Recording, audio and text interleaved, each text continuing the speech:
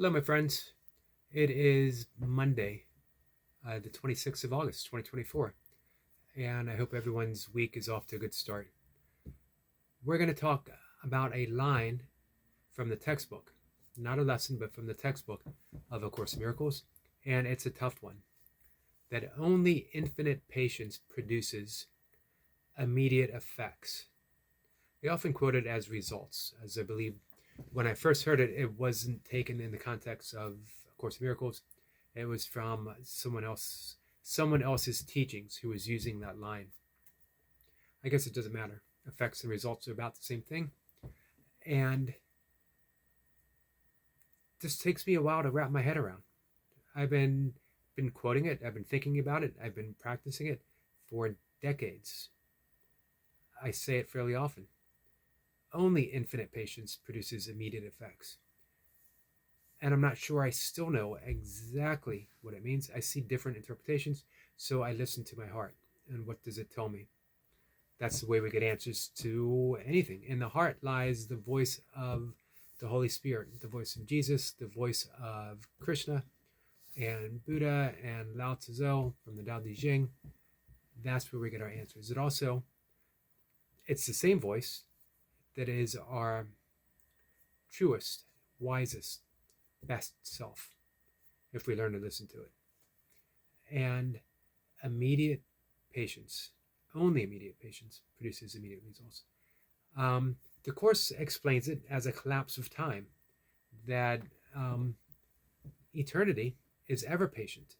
As a matter of fact, it doesn't need patience because it is all enduring. It is simply is. There is no time. Imagine that. Before that little singularity of existence, the possibility of all things from the state of no things, before that primordial essence sprang into the Big Bang, there was no time or space until it was needed. So talk about infinite patience. Time and space wasn't needed until it was, for whatever reason, and so it sprang forth. So when we have surrendered to the will of God, or the Tao, or life, then we are all trusting that whatever it is that is lacking is here. Maybe not here physically, but it is present. It reminds me of the story with the Maharishi, Maharaj Yogi, when he wanted to buy the property for the Fairfield College in Iowa, which probably more people meditate there than anywhere else, definitely in the country, and maybe outside of some of the Eastern nations. It is a hub of meditation activity, which is pretty cool. And he wasn't as well off then as he would become, and he was asked, where's the money going to come from? And he smiled and laughed and said, from wherever it is now. That's infinite patience. From wherever it is. It'll be here when it's supposed to be here. And the effects of infinite patience is the effects of having patience. So it sounds sort of like a paradox, right? Or maybe a catch-22, that by practicing infinite patience, which isn't really a practice, it just is, getting in touch with our enduring nature, our infinite selves, that just by getting in touch with that, we get the effects of patience. Practicing patience produces the effects of patience. Kind of amazing, isn't it? Practicing meditation gets the effects of meditation. Meditation is all about being patient. That your mind wanders, you come back to the mantra.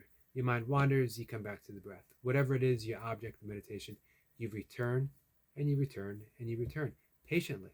And in that very act of patience, you become patient.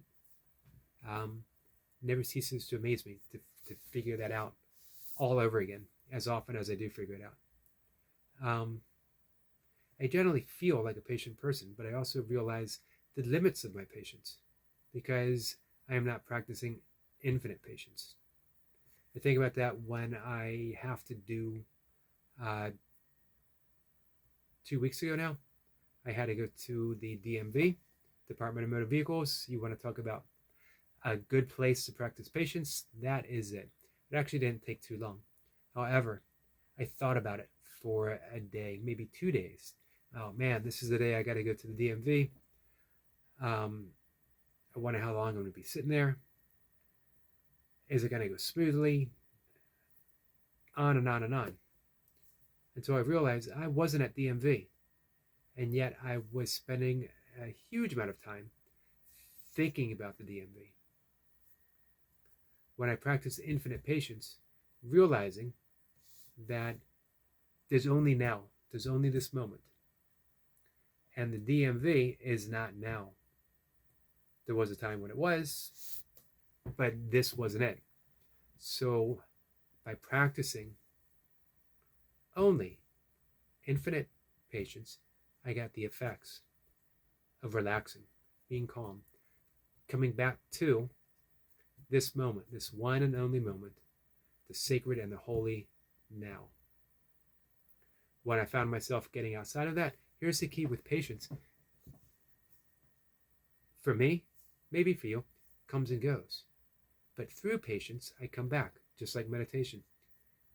I lose my patience, or I find myself wandering to the edge of patience, once more thinking about the DMV in this case, and I come back. Infinite patience. Infinite patience means it is all enduring, all encompassing, has no limits. So it doesn't get upset that I lose track of my own patience. Does that make sense? I hope so. It's tough to figure out. Everyone shrugs. I shrugged. I still shrug when I read this and when I talk about it and when I practice it. What the heck does that even mean? But when you do it, it makes sense. Which my case of DMV last week. It collapsed time, brought me back to the holy instant, and here I was. And when I found myself again wandering to the edge, it brought me back, or I was able to come back. That's the practice, guys. Infinite patience, and it produces immediate effects. Try it. See what happens. Take care, guys.